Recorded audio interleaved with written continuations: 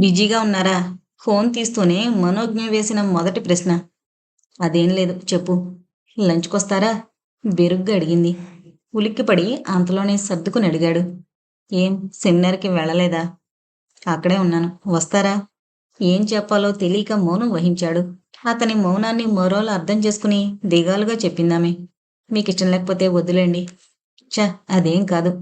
Sorry to bother you. ఉంటాను. హే! Wait. చెప్పండి. అవతల వాళ్ళ మాట వినే అలవాటు కూడా చేసుకోవాలి మేడం. కనీసం అప్పుడప్పుడు. సారీ. చెప్పండి. ఏమైంది? ఫీలయ్యావా? లాలనగా అడిగాడు. మనోజ్ఞ మృదువుగా పిలిచాడు. "హ్మ్. ఏమైంది? మీరు డైరెక్ట్‌గా వద్దనలేక సైలెంట్‌గా ఉన్నారనిపించింది. మరి వెంట పడుతున్నాననే ఫీలింగ్ వచ్చేసి ఛ! షటప్. అదేం ఆలోచన? నేనేదో థాట్స్‌లో ఉంటే నువ్వలా పిచ్చి పిచ్చిగా ఊహించేసుకోవడమేనా?" అంటే తడబడింది. సర్లే 1కి పిక్ చేసుకుంటాను. వచ్చాక సెల్‌కి రింగిస్తాను బయటికి రా. ఓకేనా? ఆప్యాయంగా చెప్పాడు. ఓకే. కానీ మీరొకటి మర్చిపోయారు. ఏంటది? Make it 1 sharp. సీరియస్‌గా అతన్ని ఇమిటేట్ చేస్తూ చెప్పింది. రిలీఫ్‌గా నవ్వాడు. వావ్! కార్‌లో లంచ్. బాగుంది అరేంజ్‌మెంట్. హుషారుగా చెప్పింది. థాంక్స్. సెమినార్ మధ్యలో కదా నీకెక్కువ టైం వేస్ట్ అవ్వకుండా చెప్పాడు. అప్పటికి 4 రోజులుగా తాము కలుస్తూనే ఉన్నారు. 3 పూట్లా కలిసి గంటల తరబడి గడిపినా ఇంకాస్త టైం కావాలనిపిస్తోంది. మధ్యాహ్నం సెమినార్ కోసం లంచ్ అవ్వగానే త్వరగా బయలుదేరాల్సొస్తోంది. అందుకే ఈ కొత్త ఏర్పాటు. కారులో లంచ్ ఏర్పాటు చేయమని చెప్పగానే వాణి కళ్ళల్లో చిన్న అనుమానం. ఆ సందేహాలకి తాను జవాబివ్వలేడు. తను మనోజ్ఞని అవాయిడ్ అయితే చేయలేడు. తెలిసిపోతోంది. తన శక్యం కాని పనది. Oh! So nice of you. ఆమె మాటతో ఆలోచనాగింది. కబుర్ల మధ్యలో భోజనం పూర్తయింది. అవును. స్వామినాయుడు గారు తెలుసా మీకు? ఓహ్! మా అపోజిషన్ లీడర్ తెలీదా? ఆయన గురించేగా నువ్వడిగేది? యస్. ఏంటి విషయం? వాళ్ళబ్బాయి మా బ్యాచే. ఇప్పుడిక్కడే ఉన్నాడు. ఆహా! Anything special about him? చాలా. పెళ్లి కుదిరింది. కట్నమెంతో అడగరేం? తలెత్తి చూశాడు. ఏదో కాలేజ్ మేట్‌తో మాట్లాడినట్టే క్యాజువల్‌గా మాట్లాడేస్తోంది తనతో.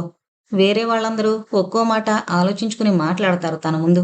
చాలా చనువిచ్చేస్తున్నాడా? లేక ఆమె తీసుకుంటోందా? God knows. సంజు చెప్పాడు. వాడికి చాలా క్లోజ్ అతను. యూ నో 1000,00,00,000 తెలుసా? Can you imagine? ఏం ఆలోచిస్తున్నారు మీరు? ఏం లేదు. చెప్పు. మీకు ఆశ్చర్యం వేయలేదా? ప్రపంచపు ఎనిమిదో వింత చూస్తున్నట్టు విచిత్రంగా అడిగింది. చిన్నగా నవ్వాడు. చాలా వింటున్నాం ఈ మధ్య. అదో స్టేటస్ సింబల్‌లా తయారైంది. Unofficial publicity. అయినా 1000,00,00,000 కొంచెం ఓవర్‌గా లేదు? అది సరే, ఇంతకీ మీ మినిస్టర్లు ఎలా తీసుకుంటారో చెప్పరాదు? అడిగింది. వాళ్ళ పిల్లలకి కోట్లలో తీసుకుంటారు. ఇంకొన్ని చెప్పనా? అసలు వాళ్ళేం చేస్తున్నారో కూడా అర్థం కాదు. గుండాగిపోయే నంబర్లుంటాయి కొన్ని. మనం కలలో కూడా ఊహించని ప్రాపర్టీస్ చేతులు మారతాయి కట్నం పేరుతో అంటూ తనకు తెలిసిన కొన్ని ఎగ్జాంపుల్స్ చెప్పాడు. మరి ఈ హోమ్ మినిస్టర్ గారేం తీసుకుంటారో? అల్లరిగా చూస్తూ అడిగింది. ఉలిక్కిపడి చూశాడు. ఒక్కసారిగా ఏదో బలమైన అల ఉవ్వెత్తున ఎగసి తనని నిలువునా ముంచెత్తిన భావన. తటాల్న తమాయించుకుని స్పృహలోకొచ్చాడు. ఇప్పుడు తన నోటి వెంటొచ్చే ఒక్క మాట చాలు అనవసరమైన భావాలకి లిఫ్ట్ ఇవ్వడానికి. ఇప్పటికి చేస్తుంది చాలు. అందుకే అర్థం కానట్టే చూస్తూ ఈ వయసులోనా? నా ఏజెంతో తెలుసా నీకు? సరైన టైంలో పెళ్లి చేసుకుంటే ఈ పాటికి నా కూతురికి ఇవ్వాల్సొచ్చేదా కట్నం? నవ్వాడు. పైకి నవ్వినా మనసులో చురుక్కుమన్న బాధ. అన్ని రోజులుగా తామిద్దరి మధ్య నిశ్శబ్దంగా ప్రవహిస్తోన్న సున్నితమైన ప్రవాహాన్ని తనే రాళ్ళేసి చెదరగొట్టిన అనుభూతి. కానీ తప్పదు. తేలిగ్గా నవ్వేసింది. 46. అయితే ఏం? మరీ చెప్తారు మీరు.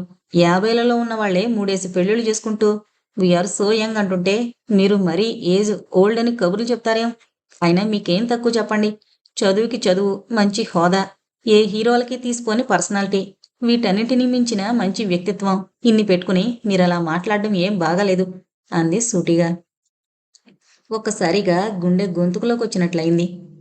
వెంటనే సర్దుకుని నా సంగతొదిలే. మరి ఆనంద్‌కి నువ్వేమిస్తున్నావ్? వాతావరణాన్ని తేలిక చేయడానికి బలవంతంగా ముఖంలోకి లేని నవ్వు తెచ్చుకుంటూ అడిగాడు.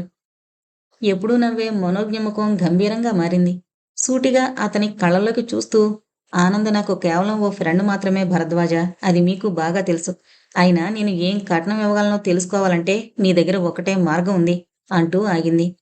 ఆమె నుదుట చిరుచెమటలు పట్టాయి. పెదవులు సన్నగా అదురుతున్నాయి. భరద్వాజ అంటూ ఏదో అనుభవంతులో షార్పుగా రియాక్ట్ అయ్యాడతను. ఇంకేమీ ఆలోచించలేదు. ఇక్కడతో కట్ చేయాలి. ఐ కాంట్ బీట్ దట్ ఎమ్మెచ్యూర్ అనుకుంటూ సెమినార్కి లేట్ అవుతోంది కదా మనోజ్ఞ, తొందరగా జ్యూస్ ఫినిష్ చేయి అన్నాడు సంభాషణ తుంచేస్తూ. మౌనంగా తలదించుకుంది. వెళుతూ వెళుతూ కనీసం వస్తానని కూడా చెప్పలేదు. నిశ్శబ్దంగా కారు దిగి ఒక్కసారి అతని వంక చూసి గిరుక్కున తిరిగి వెళ్ళిపోయింది. ఆ లేత ముఖంలో తీవ్రమైన ఆశాభంగం. నిస్త్రాణగా సీట్లోకి జారిపోయాడు. ఓ గాడ్, ఎంతగా గాయపరిచాడు తను. ఇంత రూడ్గా ఎలా మాట్లాడాను. కళ్ళు మూసుకున్నాడు. ఆలోచిస్తున్నాడు తదేకంగా, తీవ్రంగా. ఏం చేస్తున్నాడు తను? ఏమైంది జీకే నీకు? ఎంతమంది అందమైన స్త్రీలను చూసుంటాడు. అంత చిన్న పిల్లకి తానెలా అట్రాక్ట్ అయ్యాడు? ఇది ఆకర్షణ మాత్రమే కాదు, దాన్ని మించిందేదో. ఏంటది? ఎందుకామె కలవమంటే కాదనలేకపోతున్నాడు? ఏంటా మ్యాగ్నెటిక్ పవర్? ఎందుకామె వెంట వద్దంటూనే పిచ్చివాళ్ళ వెళ్ళిపోతున్నాడు? తను సరే, ఈ ఏజ్లో ఒక యంగ్ అండ్ బ్యూటిఫుల్ అమ్మాయి దగ్గరకొస్తే తనేంటి ప్రవరాకుడైనా చెలిస్తాడు. After all తానెంత? కానీ మనోజ్ఞ అంత అందమైన అమ్మాయి. చిటికేస్తే చాకుల్లాంటి కుర్రాళ్ళు లైన్లో నుంచుంటారు. అలాంటి అమ్మాయి తనకెందుకంత ప్రాముఖ్యమిస్తోంది? తననెందుకలా కన్ఫ్యూజ్ చేస్తోంది? అంతమంది rich, handsome and young friends ఉన్న అమ్మాయికి తనతో పనేంటి? నిజంగానే ఇష్టపడుతోందా? ఏం తెలుససలు తన గురించి ఆమెకి? తమ పరిచయం ఎంతని ఇష్టపడ్డానికి? లేక తనని కవ్వించి, ఆశ చూపి, తను గిరగిల్లాడుతుంటే తన వెనక స్నేహితులంతా కలిసి నవ్వుకోవట్లేదు కదా? ఆ ఊహకే ఉలిక్కి పడ్డాడు. అవును, అంతే ఉంటుంది. లేకపోతే తనతో ఏం పని? ఈ హిల్ స్టేషన్లో ఇంతకంటే మంచి టైంపాస్ ఎక్కడ దొరుకుతుంది? హఠాత్తుగా మదిలో మెదిలిన చిన్న అనుమానం పెనుభూతమై క్షణాల్లో అతని మనసును కలిచివేసింది. ఆ ఆలోచనతో పిచ్చిపట్టినట్టయింది అతనికి. కళ్ళల్లో నీళ్లు తిరిగాయి. మనోజ్ఞ గురించి అలా ఆలోచించినందుకు. మనసు చెప్తోంది ఆమె అలాంటిది కాదని, కానీ ఆలోచనకి రీజన్ దొరకట్లేదు. చాలిక, ఈ వ్యధతో తల పగిలిపోయేటట్టుంది. విసురుగా లేచి బయటకు నడిచాడు. పాణి! అరిచినట్టే పిలిచాడు. పొరుగునొచ్చాడతను. సార్! భయంగా అన్నాడు. భరద్వాజని ఎప్పుడూ అలా చూడలేదు. ఫ్లైట్ బుక్ చేయి హైదరాబాద్కి కారెక్కుతూ చెప్పాడు. ఎప్పుడు సార్? అంటే వెదర్ బాలేదు కదా, ఈరోజు రేపు కొన్ని క్యాన్సిల్ అయ్యాయని తెల్లబోయి చూస్తూ చెప్పాడు పాణి. నోవే, ఎప్పుడు దొరికితే అప్పుడు వెళ్ళిపోవాలి వెంటనే అంటూ కారు స్టార్ట్ చేశాడు. మరి లవ్ ఫెయిల్యూర్ అయిన చిన్న కుర్రాళ్ళ ప్రవర్తిస్తున్నాడా? ఏమని అనుకొని. టు హెల్ విత్ ఎవ్రీవన్, తాను వెళ్ళిపోవాలి. ఇంకా ఇక్కడే ఉండి ఓ జోకర్లా మిగల్లేడు. కోపంలో ఎటుపడితే అటు టర్న్ చేశాడు. అంతలో గ్రీన్ లాన్స్ కనిపించింది. ఇక్కడే కదూ తను ఆమెను కలిసింది. ఆమె సాన్నిహిత్యంలో మైమరిచిపోయింది. ఆ తీవ్రమైన ఆకర్షణ ప్రవాహంలో ఉధృతంగా కొట్టుకుపోతోంది. రోషంతో అతని ముఖం ఎర్రబారింది. దాటబోతూ వెనక గేటు దగ్గర అప్రయత్నంగా కారాపి స్టీరింగ్ మీద తలానించి కళ్ళు మూసుకున్నాడు. తనని అల్లరిపెట్టి, ఆశపెట్టి, తాను వెర్రివాళ్ల ఆమె చుట్టూ తిరుగుతుంటే అంత పెద్ద హోదాలో ఉన్నవాడు, మంత్రి, తనకంటే వయసులో రెట్టింపున్నవాడు, ఎవరైనా ఆడదాని ఓరచూపుకి బానిసలేనని ఆమె గర్వంగా నవ్వుకుంటున్నట్టు అనిపించింది. ఉక్రోషం తన్నుకొచ్చింది. ఎంతలా అభిమానించాడు పిచ్చివాళ్ల. తల విదిల్చి లేచాడు. విసుగ్గా కారు స్టార్ట్ చేయబోతూ ఆగాడు. దూరం నుంచి ఆ సిమెంట్ బెంచి కనబడుతోంది లీలగా. అక్కడే కదూ తనను ఆమె కాపాడింది. తనామెకంత దగ్గరైంది. ఎన్ని కబుర్లు, పర్సనల్ విషయాలు షేర్ చేసుకున్నాడు ఆమెతో. అసలు ఆమెని పరిచయం చేసిన ఆ బెంచ్ని లాగి తన్నాలన్నంత కోపం ముంచుకొచ్చింది. కోపంతో చేసే పనులకే రీజనింగ్ వెతకూడదన్న మాట నిజం చేస్తూ విసురుగా కారు దిగి అటు నడిచాడు. బెంచ్ దగ్గరవుతూనే గుర్తించాడు. అక్కడ ఎవరో కూర్చున్నారు. కోపాన్ని అణుచుకుంటూ తన ప్రయత్నాన్ని విరమించుకుని వెనుతిరగబోయి త్రుళ్ళిపడి మళ్ళీ తిరిగి చూశాడు. అక్కడుంది మనోజ్ఞ కదూ. ఈ సమయంలో ఆమె అక్కడుండడం యాదృచ్ఛికమా లేక? ఆలోచిస్తూ కలలోలా 4 అడుగులు ముందుకేశాడు. ఆమె అరచేతుల్లో ముఖం దాచుకుని నిశ్శబ్దంగా రోదిస్తోంది. పక్కనో పుస్తకం, డైరీ కావచ్చు. అస్తవ్యస్తంగా సగం రాసిపడుంది. అది కాదు అతడు చూస్తోంది. దాని మధ్యగా పెట్టుకున్న ఫోటో తనదే. జీవితంలో అంత షాక్కి ఎప్పుడూ గురవ్వలేదు భరద్వాజ. అతని ముఖం తెల్లగా పాలిపోయింది. నమ్మలేనట్టు వంగి మళ్ళీ చూశాడు. తనదే. ఏదో మ్యాగజైన్ కవర్ పేజీ కటింగ్. స్థాణువై నిలబడ్డాడు. ఆమె ఇంకా ఏడుస్తోంది సన్నగా వెక్కుతూ. మధ్యాహ్నం తన ఆమె మాటని తుంచేయడం గుర్తొచ్చింది. ఒక్కసారిగా నిలువునా చీల్చినంత బాధ. చేసిందంతా చేసి తానేదో మోసపోయినట్టుగా ఎంత ఫీలైపోయాడు. తన మీద తనకే అసహ్యం వేసింది. తన ఆలోచనల్లో వికృతత్వానికి సిగ్గుపడ్డాడు. అలా ఎంతసేపు నిలబడ్డాడో తెలీదు. ఆమె కదలడంతో చప్పున పక్కకు తప్పుకున్నాడు. అంతలో ఆమె నెమ్మదిగా కళ్ళు తుడుచుకుని బెంచ్ మీద తానెప్పుడూ కూర్చునే వైపు చూసింది. మెల్లగా మునివేళ్లతో ఆ బెంచిని స్పృశించింది. మామూలుగా చూసే వాళ్ళకి అది సాధారణ దృశ్యమేమో గాని ప్రేమలో ఉన్నవారికి అర్థమవుతుందా సున్నితమైన భావం.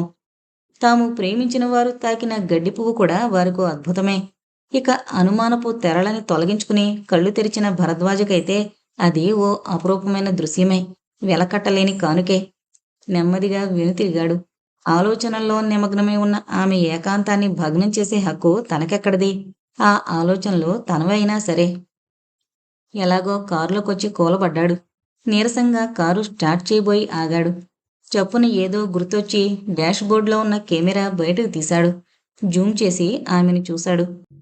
ఇష్టంతో చేసే పనులకి కూడా అసలు ఏ రీజనింగు ఉండదు కదూ.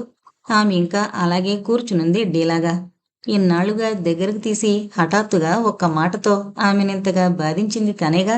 అంతకన్నా కూడా తన ఆలోచనలు ఎక్కువ అసహ్యకరమైనవి కదూ. ఇలా చూసి ఉండకపోతే రేపు తాను వెళ్ళిపోయేవాడు. తానెందుకు అలా చెప్పకుండా దూరమయ్యాడో తెలియక విలవిల్లాడిపోయేది పిచ్చిపిల్ల. ఎంత క్రూరుడు! స్వప్రయోజనం లేకుండా ఏ పని చేయని కలుషితమైన లోకం తంది. ఆ బురదలో ఉన్న తనకి అంతకంటే మంచి ఆలోచనలు ఎక్కడినుంచొస్తాయి? చుట్టూ సముద్రమంత అభిమానులున్నా దాహం తీరే దారిలేక అలమటిస్తున్న తన దగ్గరికి చిరుజల్లులా వచ్చింది కదూ ఆమె.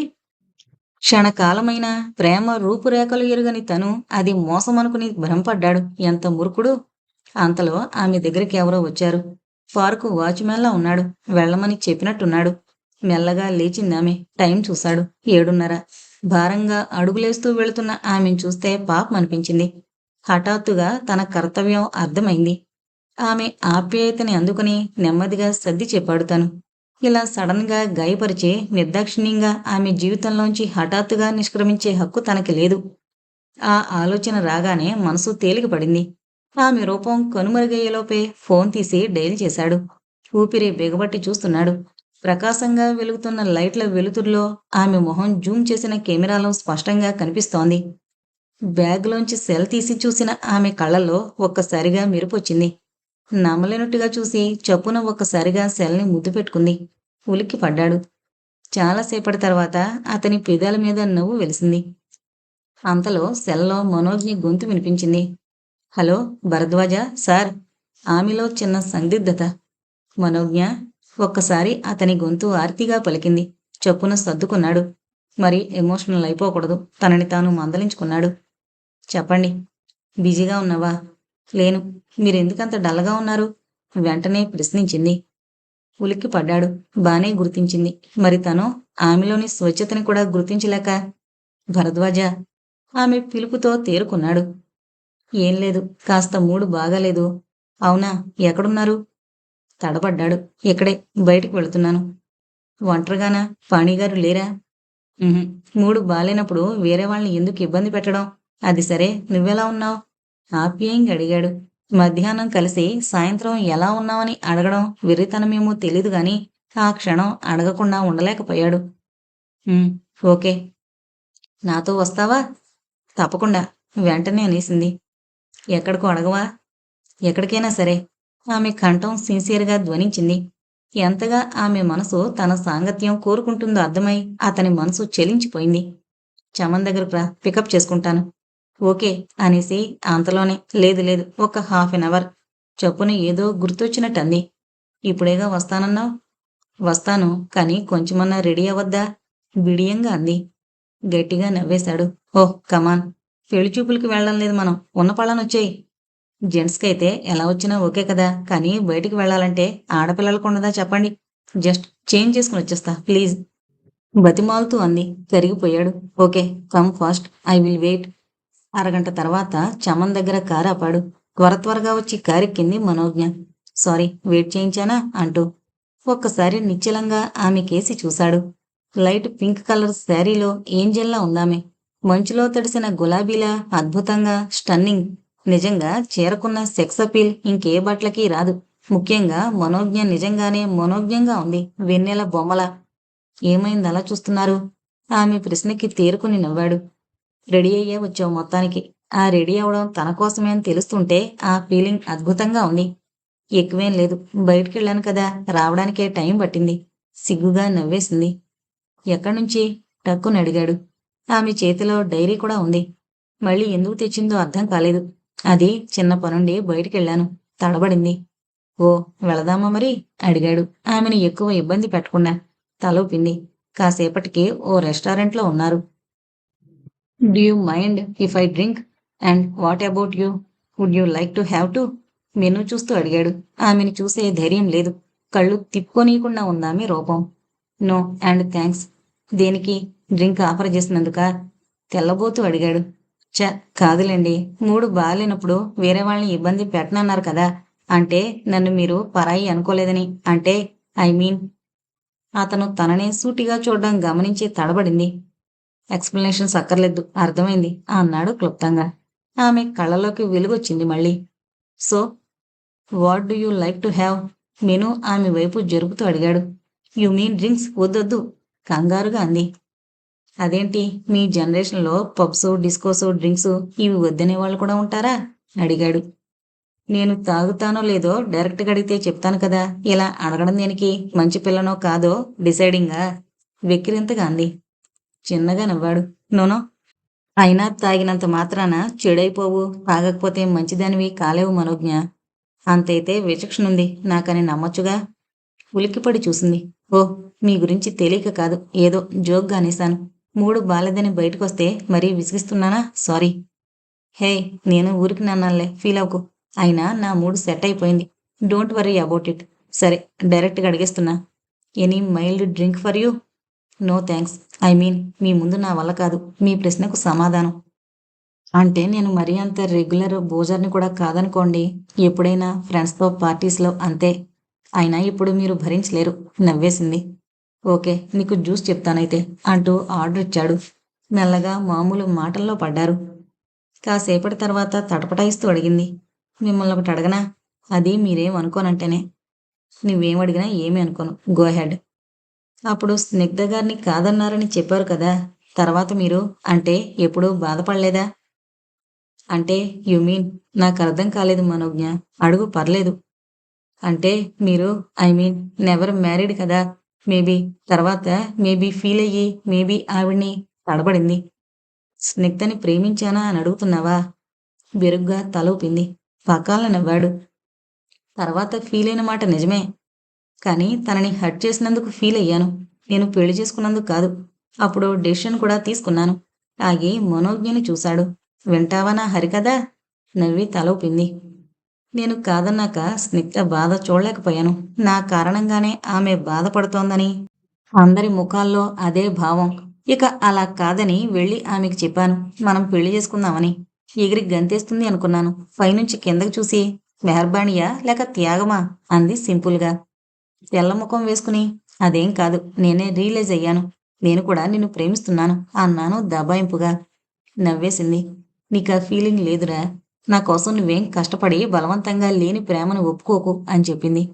మరైతే పాణి, జతిన్‌లతో రాయబారాలు, పెద్దవాళ్లతో ఆ పెళ్లి మాటలు దేనికి? అన్నాను కోపంగా. రాయబారాలు నా ఇష్టాన్ని తెలపడానికే తప్ప బలవంతంగా ఒప్పించడానికి కాదు. పెద్దవాళ్ళు అడిగిన విషయం ముందుగా నాకు తెలీదు. తర్వాత మేబీ నువ్వు అరేంజ్డ్ మ్యారేజ్ ప్రిఫర్ చేస్తున్నావేమో అని చిన్న ఛాన్స్ తీసుకున్నాను అని చెప్పింది. మరైతే ఈ విషాదయోగం దేనికి?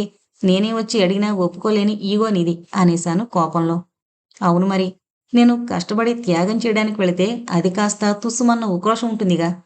అయినా తనేం ఫీల్ అవ్వలేదు. నా ప్రేమ విఫలమైందనే బాధే గాని మరేమీ లేదురా. ఇది ఈగో కాదు. నీ దగ్గర లేని ప్రేమ నేను ఎన్నటికీ పొందలేను. పెళ్ళైతే చేసుకోగలవు కానీ ప్రేమించలేవు కదూ అంటూ ఓపిగ్గా వివరించింది. దాంతో నాకు మరీ చిరాకొచ్చింది. అరే నేను చెప్తున్నానుగా ప్రేమిస్తున్నానని ఇంకేం కావాలి? విసుగ్గా అడిగాను. లేదు. అది నీ కళ్ళల్లో నాకు కనపడడం లేదు చెప్పేసింది స్థిరంగా. అదేమన్నా కళ్ళకి పెట్టుకున్న కాటుక చూడగానే కనపడ్డానికి? జతిన్‌లా ఆరాధనగా చూడ్డాలు, సురేంద్రలా ప్రేమలేఖలివ్వడాలు ఇవన్నీ అనుకుంటున్నావేమో. అవి నేనెన్నటికీ చేయలేను అంటూ వెటకారం చేశాను. తను కోపం తెచ్చుకోలేదు. ఆ విషయం నాకు తెలుసు బిట్టూ. అవి నువ్వెప్పటికీ చేయలేవని. ఆమె కళ్ళనిండా నీళ్లు. జాలేసింది. ఎంతైనా నా స్నేహితురాలే కదా! సరే పోనీ ఆ కళ్ళల్లో ప్రేమ కనపడమేంటో చెప్పు చూపిస్తా అని సిన్సియర్‌గా చెప్పాను. తను నవ్వింది. Thanks for saying so Bittu. నా కోసం నువ్వంత చెయ్యాలనుకున్నావు. అది చాలు. ఇక కళ్ళల్లో ప్రేమంటావా? నువ్వు నిజంగా ఎవరినైనా ప్రేమించిన రోజు నీకు తప్పకుండా తెలుస్తుంది. అప్పుడు మాత్రం ఆ అమ్మాయి కళ్ళల్లో కూడా నీకదే కనపడాలని మనస్ఫూర్తిగా కోరుకుంటున్నాను. ఆ క్షణం నీకెవరూ చెప్పనక్కర్లేదు. అప్పుడు నేను కాదు నువ్వే చెప్తావు అదేంటో అనేసి వెళ్ళిపోయింది. చాలా బాధగా అనిపించింది. ఆమె నాకు మంచి ఫ్రెండు. తర్వాత చాలా ఏళ్ల వరకు నన్ను అవాయిడ్ చేసేసింది పిచ్చిపిల్ల. కళ్ళు మూసుకుని గ్లాసులో డ్రింకు మెల్లగా గల్ఫ్ చేశాడు గతాన్ని తరుస్తూ. తర్వాత మీకు మీకెవరూ కలవలేదా? ఐ మీన్ ఆవిడ చెప్పినట్టు నెమ్మదిగా అడిగింది. కళ్ళు విప్పి ఆమె కేసి చూశాడు. మనోజ్ఞ గుండె వేగంగా కొట్టుకుంటోంది. ఉద్విగ్నంగా చూస్తోంది అతని సమాధానం కోసం. నవ్వి ఆకాశం వంక చూశాడు. చాలా రోజులు గుర్తు చేసుకునేవాణ్ణి తన మాటలు. ఏ అమ్మాయిని కలిసినా స్నిగ్ధ మాటలే గుర్తొచ్చేవి. తర్వాత తర్వాత ఆ ఏజ్ అండ్ స్టేజ్ దాటిపోయానని రిలీజ్ అయ్యి తలుచుకోవడం మానేశాననుకో ఆగాడు. మనోజ్ఞ ముఖం పూర్తిగా విప్పారింది. కళ్ళు తళుక్కుమన్నాయి. థ్యాంక్స్. మనసంతా ఒక్క ముక్కలో వ్యక్తపరుస్తూ చెప్పింది. ఏం మాట్లాడలేదు భరద్వాజ. నిశ్శబ్దంగా ఆకాశంలో కదులుతున్న మేఘాల్ని పరికిస్తూ ఉండిపోయాడు. అతని వైపు రెప్పార్పకుండా కొద్దిసేపు చూసింది. మనసులో అలల్లా పొంగుతున్న ఆలోచనల ఆత్రాన్ని ఆపుకోలేక, ఒక మాట చెప్పనా? మీరు మీరు కొంచెం తాగితే బాగుండనిపిస్తోంది అనేసింది. తెల్లబోయి చూసి అంతలోనే పకాలను నవ్వేశాడు. అంటే యు మీన్ ఓ తాగి అవన్నీ చెప్పాననుకుంటున్నావా? ఇబ్బందిగా తలదించుకుంది. లేచి నిటారుగా కూర్చుని ఆమె తల మీద చిన్నగా ఓ మొట్టికాయ వేసి మళ్ళీ నవ్వాడు. మాకు ఆల్మోస్ట్ ప్రతి మీటింగ్లో డ్రింక్స్ ఉంటాయి. Full practice. ఎంత తాగినా అనుకున్నదే మాట్లాడతాం. నోరు జారం మేడం అని చెప్పాడు. ఆశ్చర్యంగా తలెత్తింది. అంటే మీరు అడిగింది ఎలా ప్రశ్నించాలో తెలియక. రీజన్స్ వద్దు. చెప్పాలనిపించింది చెప్పాను. That's all. ఇంకేమన్నా మాట్లాడదామా? సంభాషణ కట్ చేస్తూ అడిగాడు. అతనికేసి మెరిసే కళ్ళతో చూసింది. As you say mister Bittu అంటూ నవ్వేసింది. ఏయ్ బెదిరింపుగా వేలు చూపిస్తూ చెప్పాడు. నాకసలు నచ్చని పిలుపది. అందరితో మానిపించడానికి నానా తంటాలు పడ్డాను. ఇంకేమన్నా పిలువు. ఇంకా కావాలంటే తిట్టు. ఓకే అది మాత్రం వద్దు. పిలిస్తే కొడతారా? ఏం చేస్తారు? అల్లరిగా అడిగింది. నిజంగానే కొట్టేస్తాను చూడు. వేలు చూపిస్తూ బెదిరించాడు. కొట్టండి. చేయి చాపింది. నవ్వి చేయి తోసేశాడు. బాగా ధైర్యం పెరిగిపోయింది నీకు అంటూ కాటేజ్ దగ్గరలో కారు ఆపాడు. తల తిప్పి అతని వంక చూసింది. ఆమె చేతిలో ఉన్న బుక్కు చూపుతూ అడిగాడు. ఇంతకిదేంటి వదలకుండా పట్టుకుని తిరుగుతున్నావు? యథాలాపంగా అడిగాడు. దాన్ని గుండెకు హత్తుకుని చెప్పింది. నా డైరీ, నా మనసు కావాలా? చివ్వున తలెత్తాడు. ఒంట్లో రక్తం మొత్తం పొంగినట్టు ఎర్రబడింది అతని ముఖం. కొంటిగా నవ్వి చదువుతారా అని అడుగుతున్నాను అంది. అలా ఇంకొకరి డైరీ చదవడం మేనర్స్ కాదు. కాస్త వణికింది అతని గొంతు. ఇంకొకరికైతే నేను ఇవ్వను నవ్వింది. మౌనంగా ఉండిపోయాడు. సరే ఇబ్బంది పడకండి. మీరడిగి తీసుకుంటేనే. నా బలవంతం ఏమీ లేదు నర్మగర్భంగా అంది. ప్రాణం నువ్వవుతున్నావని చెప్పలేని వాణ్ణి. నీ లోకం నేనంటే ఎలా ఒప్పుకోను? మను ప్లీజ్ ఇంక వెళ్ళు. గుడ్ నైట్ బెరుగ్గా చెప్పాడు. ఇంకాసేపైతే తాను బయటపడిపోవడం ఖాయం. వచ్చే ఫ్రైడే మీ పర్ణశాలకొస్తున్నా టాపిక్ మారుస్తూ చెప్పింది. రిలీఫ్గా చూసి చెప్పాడు. రా నిన్నెవరాపారు? కొద్దిసేపటి కోసం మాత్రం కాదు మిస్టర్ భరద్వాజ. ఒక్కో పదమే వత్తి పలుకుతూ అంది. ఉలిక్కిపడి చూశాడు. అంటే అంటే ఆ రోజు మ్యాచ్ ఉందని అంత పెద్ద హోమ్ థియేటర్ పెట్టుకుని పిలవరా చూద్దాం రమ్మని. అల్లరిగా నవ్వుతున్నాయి ఆమె కళ్ళు. భరద్వాజ్కి ఇంకా నోట మాట రాలేదు. ఏమైంది అలా ఫ్రీజ్ అయిపోయారు? మీరేమనుకున్నారేంటి? నవ్వాపుకుంటూ అడిగింది. ఏమనుకున్నానా? నిన్ను చెయ్యెత్తి చిన్నగా కొట్టబోయాడు. చప్పున వెనక్కు తగ్గింది. తటాలన చేతిని కంట్రోల్ చేసుకుని వెనక్కి తీసుకున్నాడు. ఆమెతో తనకి పెరుగుతున్న చనువుని గమనించి అతనిలో అలజడి మొదలైంది. చప్పున తనని తాను సంభాళించుకుంటూ ఓ తప్పకుండా రండి. మీ అందరికీ అరేంజ్మెంట్స్ రెడీగా ఉంటాయి. You all are most welcome తడబాటుగా చెప్పాడు. కోపంగా చూసింది. ఆలేంటి? వచ్చేది నేనే. చూసేది మనిద్దరమే. లేదంటే అక్కర్లేదు. రాను పొండి అంది అలకగా. నవ్వుతూ సరే సరే నీ ఇష్టం రా అనేశాడు. రోజు మొత్తం తన ఛాంబర్లో మనోజ్ఞ తను. ఆ ఊహే చాలా టెంప్టింగ్గా ఉంది. కంట్రోల్ తప్పిపోతున్నాడు తెలుస్తోంది. ఇదే మూడు కంటిన్యూ అయితే తన పనికి అయినట్టే. వెళ్ళు మనం. ఇప్పటికే చాలా ఆలస్యమైంది. బాగోదు మృదువుగా చెప్పాడు. తలూపి దిగబోతూ అడిగింది. అది శారీలో మొదటిసారి చూశారు కదా ఎలా ఉన్నానో చెప్పరా మరి బిడియంగా అడిగింది. భరద్వాజ కళ్ళార్పకుండా ఒక్క క్షణం తదేకంగా చూశాడు. ఆమె రెప్పలు సిగ్గుతో వాలిపోయాయి. వేగంగా కారు దిగి వెళ్ళబోయింది. చప్పున ఓంగి అన్నాడు. ఏంజెల్లా, మనోజ్ఞ, ఏంజెల్లా. ఆమె బుగ్గలు ఎర్రగా కందిపోయాయి. ఇక తనని తాను నిగ్రహించుకోలేనేమో అని భయం వేసింది అతనికి. వెంటనే కారు స్టార్ట్ చేసుకుని వచ్చేశాడు. తుఫానులా వెళ్ళి మేఘాల్లో ఉన్నట్టు తేలుకుంటూ వచ్చిన భరద్వాజని ఆశ్చర్యంగా చూశాడు పాణి. సరాసరి రూంలోకి వెళ్ళి షూస్ కూడా తీయకుండానే మంచం మీద వాలిపోయాడు. ఏదో తీయని అనుభూతి మనసంతా పరుచుకున్న భావన. మత్తుగా కళ్ళు మూసుకున్నాడు. సార్, రేపు ఈవినింగ్ 8కి ఫ్లైట్ బుక్ చేశాను సార్. చేసేసావా? కళ్ళు తెరవకుండానే అడిగాడు. Yes sir. మీ ప్యాకింగ్ అది? అయితే క్యాన్సిల్ చేశాయి. సార్, తను సరిగ్గానే విన్నాడో లేదో పాణికి అర్థం కాలేదు. I said cancel it. Cancel కరో. నాకు ఇంకే భాషలు రావు పాణి, నీకు అర్థమయ్యేలా చెప్పడానికి. క్యాన్సిల్ చేయి. Okay sir. అయోమయంగా చూసి బయటికి నడిచాడు.